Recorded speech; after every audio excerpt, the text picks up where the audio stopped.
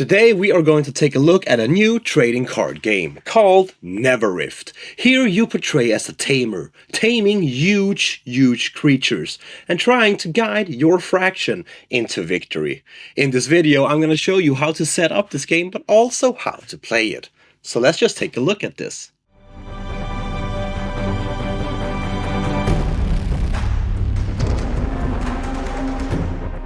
We start by placing the big grid map in the center of the table for all players to easy reach. Each player then needs to choose a tamer they would like to portray as. Choose tokens in a certain color, white or black, but also take their deck of creatures, places and spells, and then draw 6 cards. A huge rift has opened up in the center of this world. Creatures have emerged. With those creatures, there came tamers as well. These tamers as you are portraying as. Your goal of the game is to tame these creatures, your opponent's creatures. As you tame a creature, you put your token on that creature to show that you are now in control over that creature.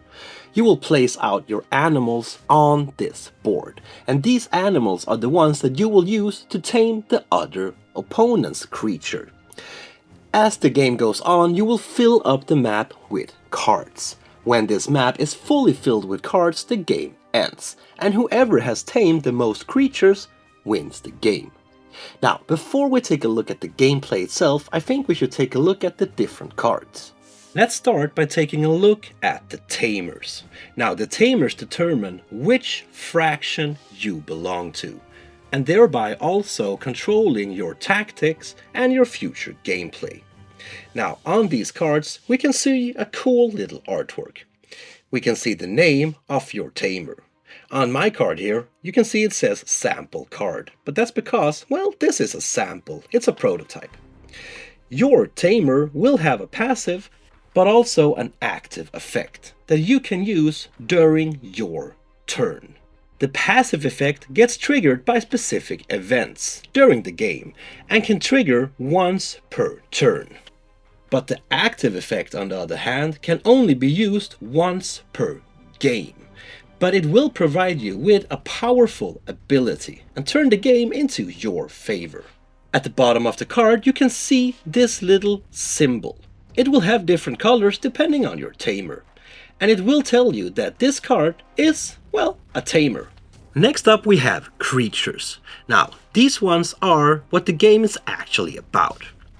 Again, we can see a cool artwork in the center. We can see the name of this creature. Down here we can see a little effect that this creature might have. And on each cardinal direction on your creature, you can see a value. This here is kind of your attack value, meaning that this is the value that this creature will attack any other creatures that are next to them with. And if you have the higher amount, you will tame the creature next to this placed creature. To show that this creature belongs to you, you need to put your token on that creature, just to show that this one is actually on your faction.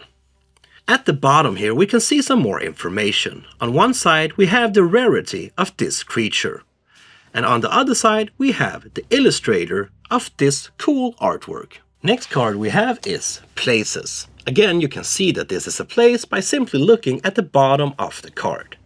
The creatures did not have this, but you can easily see that this is a creature by simply looking at the sides of the card. When it comes to places, they actually do not have an alliance, since this is a place and cannot join your faction. You have a name of this place. Again, here you have effect that might trigger depending on where it's placed and what is next to it. Now, these places here does not have an attack value as the creatures have, but you can use this to be placed in strategic places, using the effect but also to be able to block out other creatures. The last thing we have is spells. Now, a spell can be cast during your turn, and you can see that this is a spell by simply looking at the center of the card. Again, up here we have the name of this spell. We have a cool artwork, and then we have the effect of the spell. meaning what it will actually do and trigger once you throw this spell. So that was the 3 different types of cards in this game. Now, there's also 3 different types of ways to play this game, called game formats. What I'm showing you here is the standard format, where we simply have a grid with 4 by 4 out on the map. But there's also a quick format where we only have 3 by 3 grid instead. And then we have a multiplayer format. This is where we are several players, of course, but we are also using 2 of these player areas. But what I'm going to show you here is the standard format. Now, what can you actually do during your turn? Well, let's take a look at that. So now we've done the setup and we know about the cards, so we're ready to start playing. Now, the first thing a player does during their turn is to draw 1 card from their draw deck up on their hand. Now you can play 1 creature or 1 place out on the field, but you can only place 1 of them during your turn.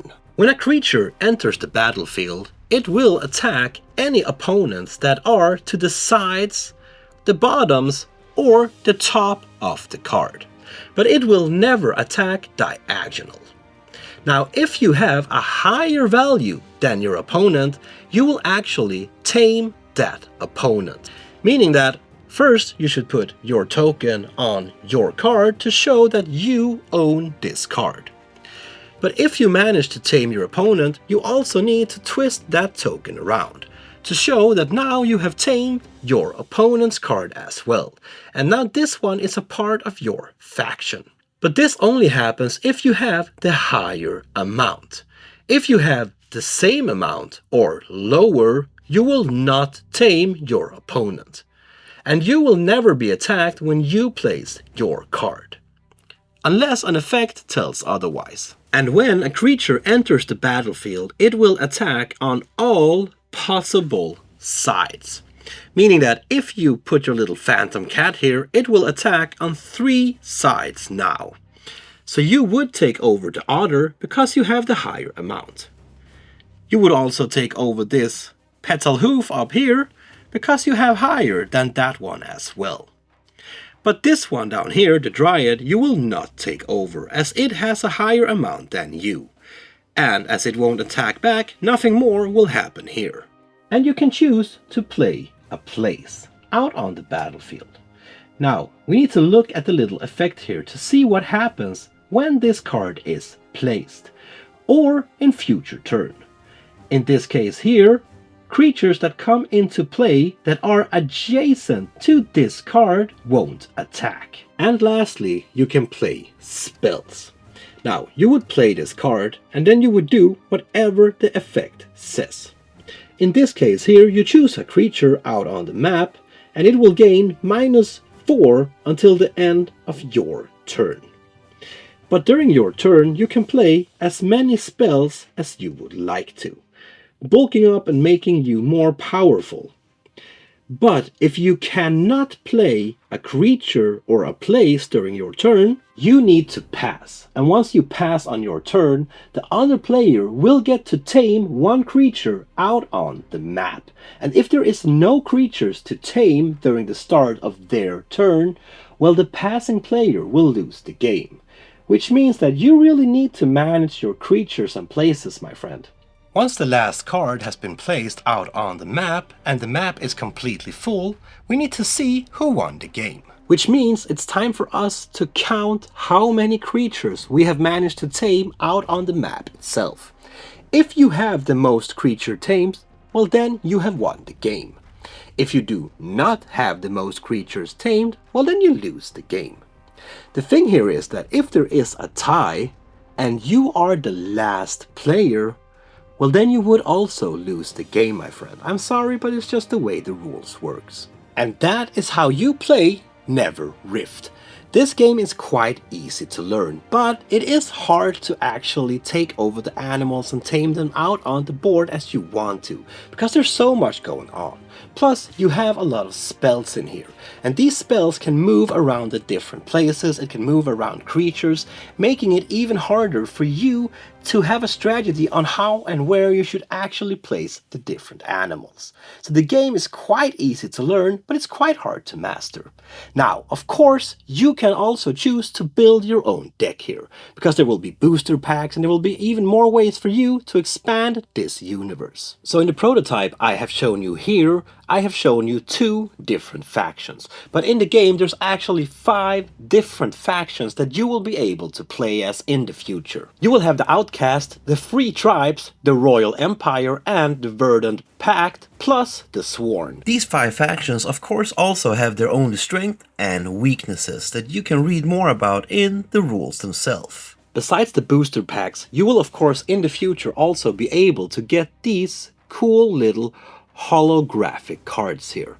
These are shiny and nice, and of course the cards that you will collect in the future will also have different rarities, meaning that some of these will be a little bit more common and some of them will be more rare. Plus, I also like how all of the artwork in this game is made by humans. There's no AI art in here, and the artwork itself is quite nice. This is of course fantasy art, but it is made in a believable way, and the cards themselves are quite clean. There's not too much things going on, it's quite easy to see what the card effect does, how much damage it does, and what the card is about and how you can place it easily out on the map to affect the other cards next to it. Some of these trading card games just have too many symbols and too much things going on, and this is not one of those games.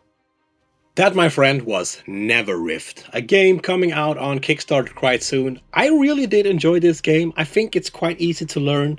Like I told you, it's hard to master, and it's a fun, fast game for you to play. And you can really get into this because, of course, there will be more to check out. Now, what I've shown you here was just a prototype. As I told you, it was sample cards, but it's a really well-made prototype, and I think that the finished product will pretty much look like this. Maybe there will be a few changes, who knows. But if you want to know more about the campaign or the game itself, well, check out the links down in the description and it will take you straight to it.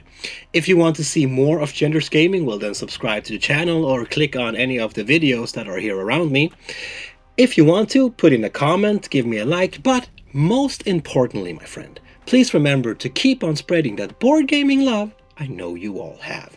Peace out, my friend.